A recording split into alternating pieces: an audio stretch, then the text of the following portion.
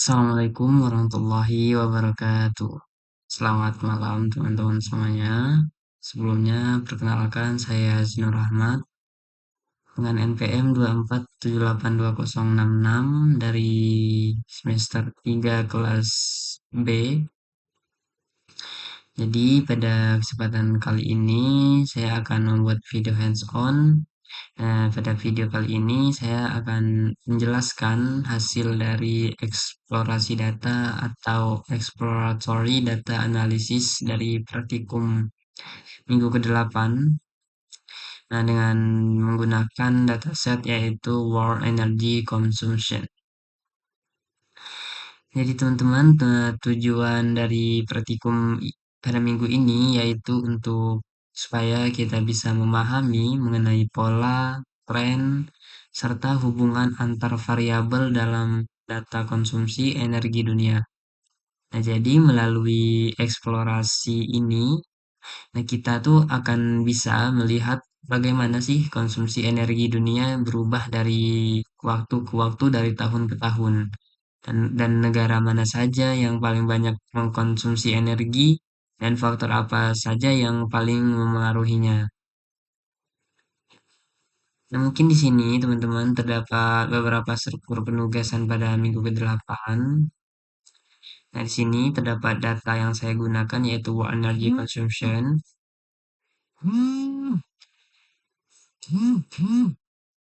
Nah, kemudian di sini terdapat penugasan yang harus dilakukan pada praktikum ini. Nah, kemudian juga di sini terdapat tugas untuk membuat laporan akhir dan di sini membuat video hands-on. Ya, teman-teman. Nah, mungkin langsung saja. Nah, itu pada bagian yang pertama, teman-teman. Nah, di sini pastinya kita harus mengupload terlebih dahulu dataset yang kita gunakan ke dalam Google Colab ya, teman-teman. Nah, jadi untuk deskripsi penjelasan mengenai dataset yang saya gunakan itu yaitu dataset yang saya gunakan ini berasal saya ambil dari Kaggle dengan judul datasetnya yaitu World Energy Consumption. Nah, dataset ini mencakup data dari berbagai negara di dunia sejak tahun 1900 sampai dengan tahun 2022 ya, teman-teman. Nah, jadi untuk dataset sendiri, total datanya ada sekitar 22.012 baris dan terdapat 129 kolom. Nah, pada dataset ini sendiri berisi mengenai informasi tentang berbagai sumber energi seperti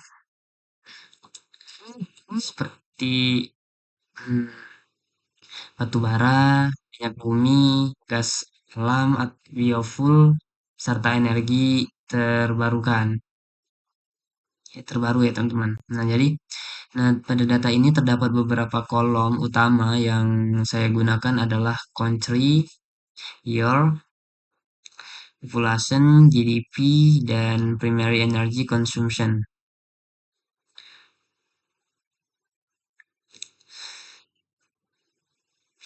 Jadi kolom-kolom tersebut itu digunakan untuk mewakili variabel-variabel penting dalam analisis konsumsi energi ya teman-teman.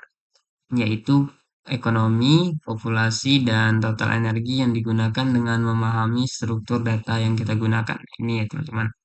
Nah, jadi kita bisa menentukan arah untuk eksplorasi dan melihat pola yang paling relevan dari dataset ini. Mungkin nah kita lanjut pada bagian kedua. Pada bagian kedua, teman-teman, di sini kita melakukan missing value, teman-teman, atau pembersihan data. Oke. Jadi, nah sebelum kita melakukan analisis, teman-teman,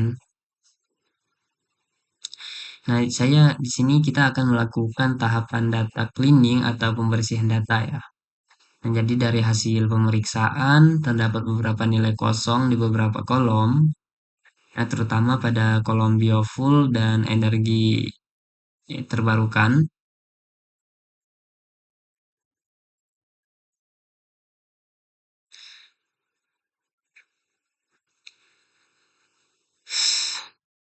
Nah, jadi nilai kosong ini teman-teman saya kita akan tangani dengan cara menghapus data yang tidak terlalu penting, serta di sini kita akan mengisi sebagian nilai yang kosong dengan nol atau nilai median ya. Jadi langkah ini menurut saya penting teman-teman, dikarenakan data yang kita gunakan itu benar-benar bersih dan hasil analisisnya bisa lebih akurat ya teman-teman.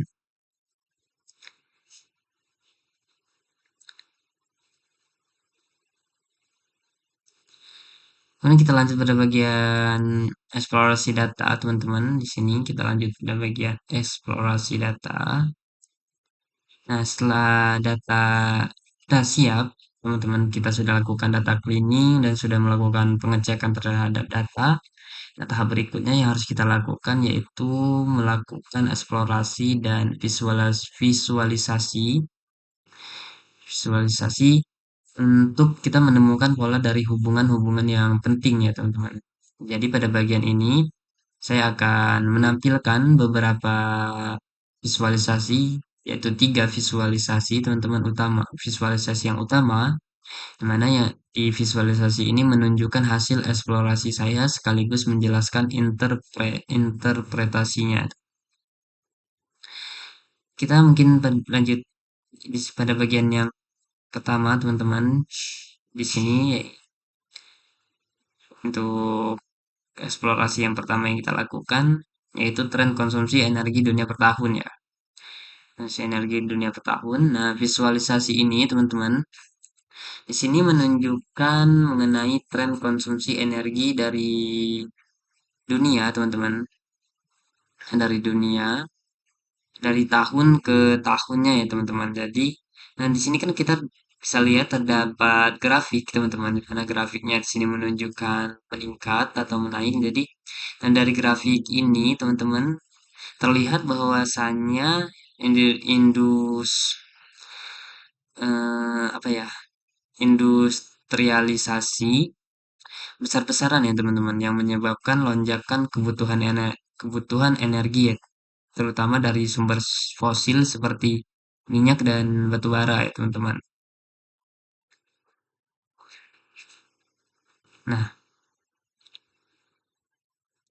Nah, untuk peningkatannya ini sendiri ini terus berlanjut ya teman-teman hingga tahun-tahun terakhir ya.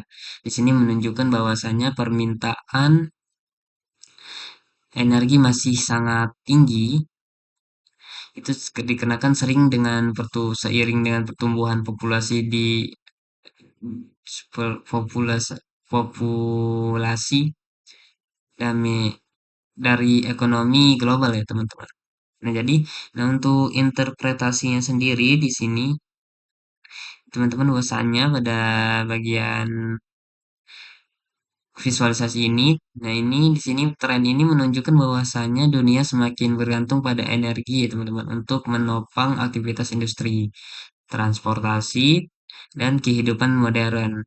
Nah hal ini juga menandakan bahwasannya ya teman-teman adanya tantangan dasar dalam hal ketersediaan sumber daya energi serta dampak lingkungan di masa depan ya teman-teman.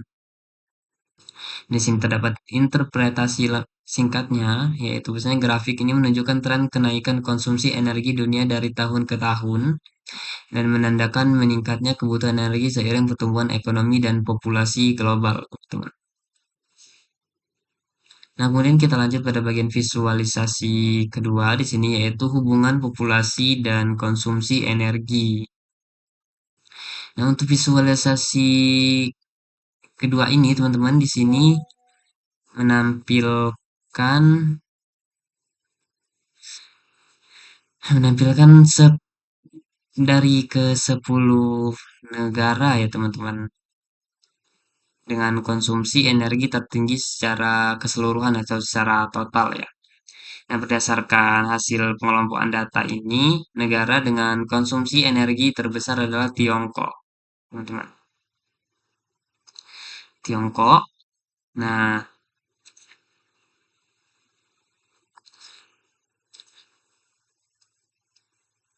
kemudian dilanjutkan oleh Amerika Serikat, kemudian India, Rusia, dan yang terakhir yaitu Jepang ya teman-teman. Nah, pada hal ini teman-teman ini masuk masuk bisa kita pahami ya teman-teman bahwasanya karena negara-negara tersebut memiliki populasi yang besar dan ekonomi yang sangat aktif, nah sehingga di sini memerlukan energi dalam jumlah besar-besaran untuk mendukung kegiatan industri dan transportasi ya teman-teman. Nah, jadi dari grafik ya ini teman-teman, grafik hubungan populasi dan konsumsi energi ini terlihat bahwasanya terdapat kesenjangan yang cukup besar antara negara maju dengan negara berkembang ya teman-teman. Nah, negara seperti Amerika Serikat ini sini konsumsi energi jauh lebih tinggi yo. Hmm. Nah, di sini dibandingkan dengan negara dengan jumlah penduduk sebanding, teman-teman, seperti pada bagian Indonesia atau Brasil. Brasil ya, teman-teman. Untuk interpretasinya sendiri pada visualisasi ini, teman-teman, konsumsi energi dunia didominasikan oleh beberapa negara besar. Nah, ini menunjukkan bahwa emisi dan dampak lingkungan global juga sangat bergantungan pada kebijakan energi dari negara-negara tersebut. Dan seperti kalau untuk pada bagian Google Colab-nya sendiri, di sini interpretasinya di sini grafik ini menunjukkan bahwasannya negara dengan populasi besar cenderung memiliki konsumsi energi yang cukup tinggi. Namun konsumsi energi tidak hanya bergantung pada populasi tetapi juga pada tingkat industrialisasi dan ekonomi negara tersebut ya teman-teman.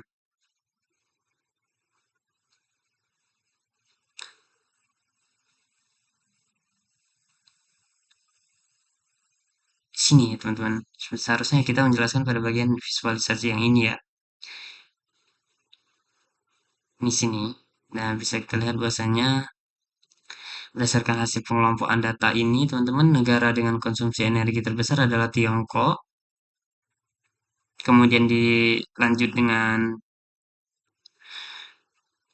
Amerika Serikat, India, kemudian dilanjut dengan Rusia dan Jepang ya, teman-teman. Nah, jadi dari grafik ini sendiri di sini menunjukkan bahwa negara-negara dengan ekonomi besar seperti Tiongkok, Amerika Serikat, dan India menempati peringkat teratas dalam konsumsi energi global ya teman-teman. Mungkin jadi dari grafik ini juga terlihat bahwasannya terdapat gitu loh teman, yang saya jelaskan tadi kesenjangan yang cukup besar antara negara maju dengan negara yang berkembang ya teman-teman. Seperti contohnya yaitu pada bagian Indonesia dan Brazil. Kemudian kita di sini lanjut pada bagian visualisasi ketiga yaitu visualisasi gabungan di sini teman-teman atau visualisasi hubungan antara populasi dan konsumsi energi ya teman-teman. Di sini hubungan antara visualisasi tren konsumsi energi dunia per tahun kita hubungkan dengan 10 negara dengan konsumsi energi tertinggi atau kita bandingkan ya teman-teman. Nah, jadi dari perbandingan ini teman-teman, nah, visualisasi ketiga ini di sini menunjukkan bahwasanya hubungan antara jumlah penduduk dan konsumsi energi. Nah, pada grafik ini di sini menggunakan scatter plot ya teman-teman. Scatter plot untuk menampilkan sebaran data dari tiap-tiap negara.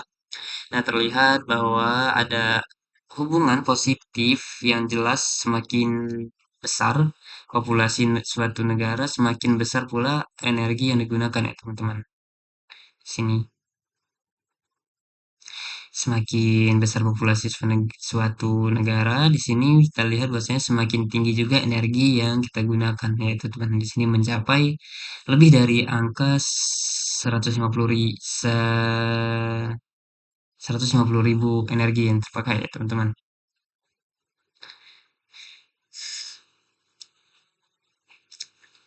Nah, jadi misalnya teman-teman seperti pada bagian negara Tiongkok dan India yang berada di sisi kanan atau sisi kanan atas grafik teman-teman. Sini.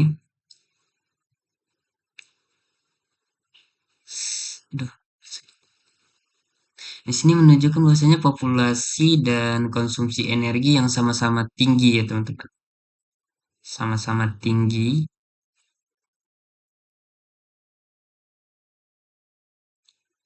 Namun terdapat juga di sini pengecualian seperti pada bagian Amerika Serikat. Seperti pada bagian Amerika Serikat di sini yang memiliki konsumsi energi yang sangat tinggi. Di sini teman-teman memiliki konsumsi energi yang sangat tinggi.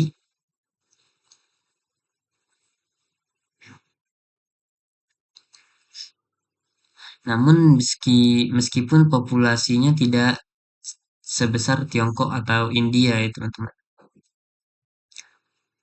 Nah, jadi untuk interpretasinya di sini konsumsi energi tidak hanya dipengaruhi oleh jumlah penduduk, tetapi juga oleh tingkat ekonomi, industrialisasi, dan gaya hidup masyarakat ya teman-teman.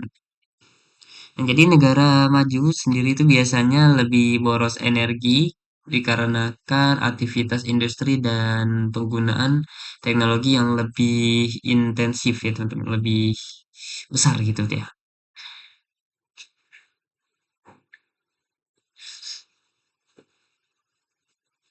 Kemudian di sini terdapat terakhir teman-teman, di sini kita masuk kepada bagian kesimpulan. Nah, untuk pada bagian kesimpulan ini sendiri dari hasil eksplorasi yang telah kita lakukan, teman-teman dari hasil eksplor kita, di sini dilakukan, misalnya dapat disimpulkan bahwasanya beberapa hal penting ya teman-teman. Yang pertama itu mengenai konsumsi energi global yang mengalami peningkatan yang sangat-sangat signifikan dari tahun ke tahunnya. Kemudian yang kedua yaitu sebagian besar konsumsi energi dunia masih terkonsentrasi pada bagian negara-negara dengan ekonomi besar seperti pada bagian Tiongkok, Amerika Serikat, dan India. Nah, untuk ketiga, di sini terdapat ada hubungan yang jelas antara pertumbuhan penduduk dan konsumsi energi. Nah, meskipun pada hal ini faktor dan tingkat industrialisasinya juga berperan cukup besar ya, teman-teman.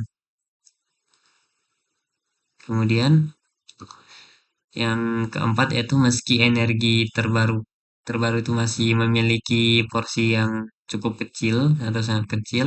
Nah, tren peningkatannya itu menunjukkan bahwasanya arah positif menuju masa depan yang lebih berkelanjutan ya, teman-teman. Nah, jadi untuk secara keseluruhan hasil eksplorasi ini menggambarkan mengenai tantangan besar dunia dalam menjaga keseimbangan antara kebutuhan energi, pembangunan ekonomi, dan kelestarian lingkungan ya teman-teman. Nah, oleh karena itu transisi menuju sumber energi murah ramah di lingkungan itu menjadi langkah penting yang harus dilakukan oleh seluruh negara yang ada di dunia ini ya teman-teman. Nah, mungkin jadi untuk kesimpulan yang terdapat pada bagian collab sini teman-teman, dari data set yang kita gunakan kesimpulannya yaitu terdapat total data yaitu sebanyak 22.012 teman-teman. Data yang terdapat pada dataset. Kemudian untuk kolomnya sendiri terdapat 17 jumlah kolom terdapat 17. Kemudian untuk tahun data terendah yaitu pada bagian tahun 1900. Untuk data tertinggi itu terdapat pada tahun 2022, teman-teman. Dan untuk rata-rata konsumsi energi secara global di sini teman-teman mencapai angka 807.254,42 teman-teman. Mungkin hanya ini teman-teman yang bisa saya jelaskan pada praktikum eh, exploration data ya, ya itulah teman-teman pada bagian praktikum EDA ini. Mungkin kalau terdapat kurangan atau kesalahan dalam apa yang saya jelaskan, apa yang saya tunjukkan, saya memohon maaf. Saya akhiri. Wassalamualaikum warahmatullahi wabarakatuh.